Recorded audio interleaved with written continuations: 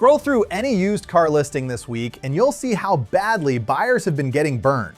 SUVs that cost over $100,000 3 years ago, now listed at $20,000. Same vehicle, same miles. 70% of the value gone.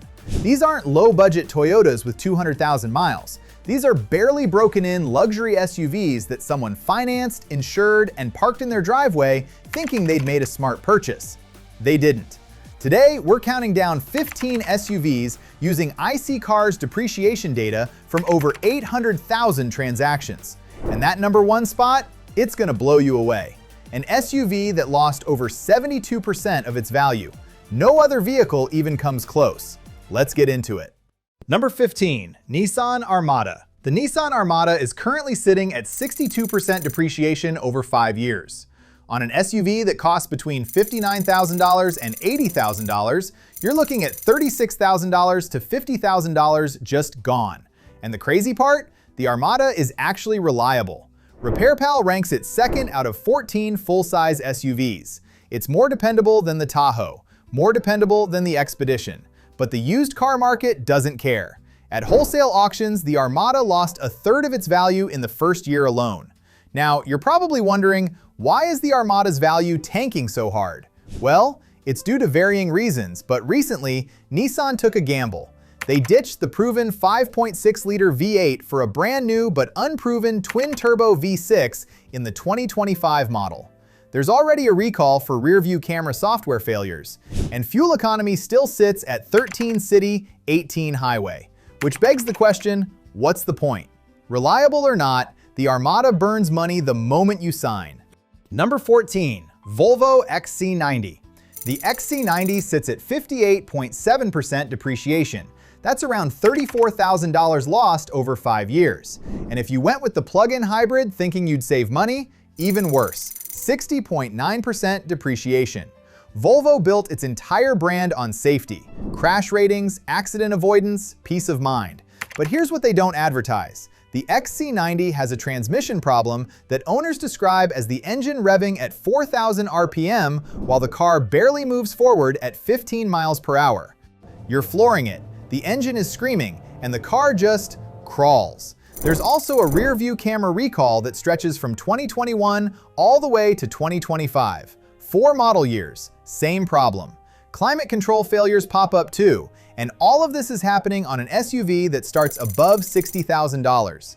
If you're thinking of getting this car for Swedish safety, sure, why not? But just know your wallet isn't safe at all. Number 13, BMW X7. The X7 depreciates around 56% over 5 years.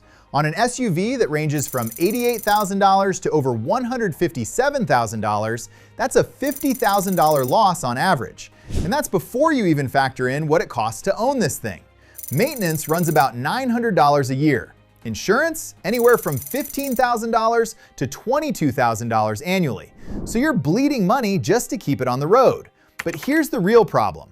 BMW leases a ton of X7s. When those leases end, they all hit the used market at once. Supply floods in, prices collapse, and because BMW updates their tech constantly, a 2-year-old X7 already looks outdated next to whatever just rolled off the lot. One owner learned this the hard way. They bought an X7. 2 years later, almost 60% of the value had evaporated. So let's do the math. You buy a $100,000 X7 today. In 2 years, it's worth $40,000. That's not depreciation, that's a financial trap you don't want to ever find yourself in.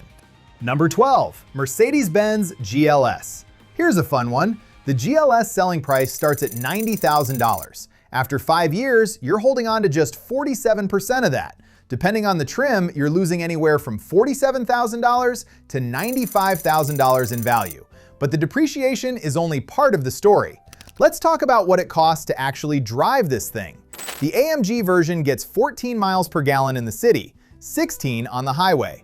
That's muscle car fuel economy from the 1970s, except you're not getting muscle car fun. You're getting a 3-row SUV with a bumpy ride. And yes, it has air suspension, but ask any owner and they'll tell you it doesn't help that much. Maintenance averages $1,143 a year, so every single year, you're paying over $1,000 just to keep it running while watching your resale value evaporate. Luxury badge? Luxury price, luxury losses. So far, we've talked about 4 SUVs from 4 different manufacturers, and it's the same story every time. Premium pricing, complex technology, and used car buyers who refuse to pay anywhere near the original price. But we're just getting started. It gets worse from here. Number 11, Audi Q8 E-tron.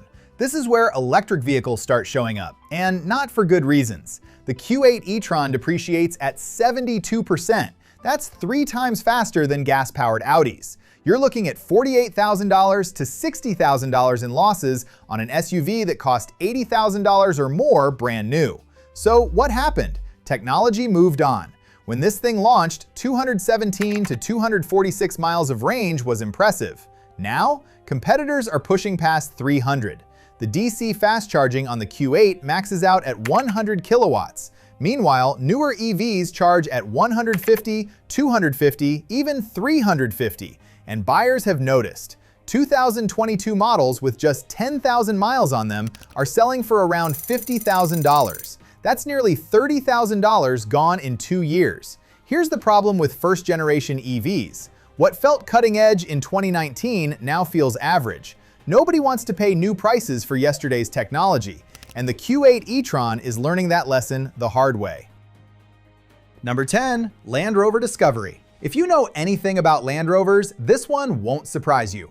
The Discovery sits at 60.9% depreciation. That's $36,500 to $45,000 in losses over 5 years. And the platform itself dates back to 2018. Land Rover gave it a facelift in 2021, but underneath, same bones, same problems. And those problems add up fast. Owners report annual service costs anywhere from $2,100 to $4,600. Leaky windshields, failing window regulators, crossover pipe issues. The kind of stuff that makes you dread every check engine light. One owner put it bluntly, "My Discovery lost $56,000 in 5 years. That's pathetic." But my favorite comment came from someone else who said, "I honestly didn't think anyone actually bought these new. The depreciation is so bad." That's the Discovery's reputation now. People wait for someone else to take the hit, then scoop it up for half price. And honestly, that might be the smartest move. Number 9, Lincoln Navigator L. You want to talk about paying for a badge? Let's talk about the Navigator. This thing starts above $102,000. After 5 years, 60.3% of that is gone. That's roughly $62,000 in depreciation alone. It ranks 22nd among the top 25 highest depreciating vehicles in America. And what do you get for that money? After all, Lincoln sits 24th out of 32 brands for reliability. There was a 2025 recall for the electronic brake booster. When it fails, you lose power brake assist. Another recall was made for flickering reverse lights, and owners are complaining that after spending 6 figures, they can't even get software updates for Blue Cruise. But here's the part that really stings. The Ford Expedition sits on the exact same platform. Same bones, same capability, same problems. Except the Expedition costs about $30,000 less. So what are you actually paying for with the Navigator? A different grille and a fancy name. That's a $30,000 badge tax, and it's not worth it. Number 8, Cadillac Escalade ESV. The Escalade is America's status symbol. Rappers love it, athletes love it, and depreciation loves it even more. The starting price is around $128,000, but depreciation after 5 years, 61.8%. That's nearly $64,000 gone. To put that in perspective, you're losing more than the cost of a brand new Chevy Tahoe. But the price isn't even the scary part. There's a recall covering 2021 through 2024 models for bottom-end bearing failures in the 6.2-liter V8. Just imagine that. Engine problems on a $128,000 SUV. Now, I understand why owners are nervous. One 2025 buyer said his dealer promised the V8 issues were fixed. He's still not convinced. And here's the crazy part. The Chevy Tahoe runs on the same platform as this fancy Escalade. They've got similar engines, same transmission, same problems. Except it costs $60,000 less. So what exactly are you paying for? Status. That's it. If this is saving you from a $60,000 mistake, hit the like button. It takes only a second, but helps more than you think. All right, let's keep going. We're only halfway through. Number 7, Infiniti QX80. This one is going to confuse you. The QX80 has the worst depreciation among all large SUVs. 4th worst vehicle overall. I mean, 65% depreciation is no joke. That's about $65,000 in losses on an SUV that costs between $80,000 and $99,000. But here's where it gets weird. RepairPal ranks the QX80 #1 for reliability in its class. First place, most dependable, and yet it depreciates like it's cursed. Early examples are now selling for less than 1/3 of their original price. The 2025 redesign swapped the V8 for an unproven twin-turbo V6. This was supposed to improve the overall performance and value of the car. Well, it didn't do either. Air suspension leaks are still common problems. But you know what's interesting? The Toyota Land Cruiser does everything the QX80 does. Same size, same capability, but the Land Cruiser actually holds its value. In the end, reliability doesn't matter if nobody trusts the badge. Now, if you've been paying attention, you're starting to see a pattern here. American full-size luxury keeps showing up. 6-figure MSRPs, fancy tech, big promises, and resale values that fall off a cliff the moment you drive off the lot. But we're about to shift gears. The next few SUVs on this list have problems that go way beyond depreciation. Number 6, Jeep Grand Cherokee 4xe. Let me tell you about Edmunds. They bought a Grand Cherokee 4xe brand new for $64,150. 18 months later, it was worth $33,000. Almost half the value is gone in a year and a half. But the depreciation isn't even the real story here. This SUV is a nightmare to own. Consumer Reports lists it among the least reliable vehicles on the market. J.D. Power found that plug-in hybrids have 146% more problems than gas vehicles. And the 4xe proves it. Owners report the vehicle randomly stopping in the middle of traffic with no warning. 12-volt batteries are failing constantly. Check engine lights popping up 7 or more times in 2 years. Transmissions overheating after 45 minutes of driving. Infotainment screens freezing and rebooting while you're on the highway. One owner called it the most unreliable piece of junk they've ever owned. And Edmunds? The 4xe left them stranded 3 times in 18 months. That's not a car, that's a worrying disaster with a monthly payment. Number 5, Range Rover. The Range Rover, the SUV that says you've made it, until you check the resale value. Depreciation sits at 62.9%. On an SUV that ranges from $106,000 to $250,000, you're looking at losses between $67,000 and $157,000. That's not a typo. Some owners are losing more than the price of a brand new Porsche Cayenne.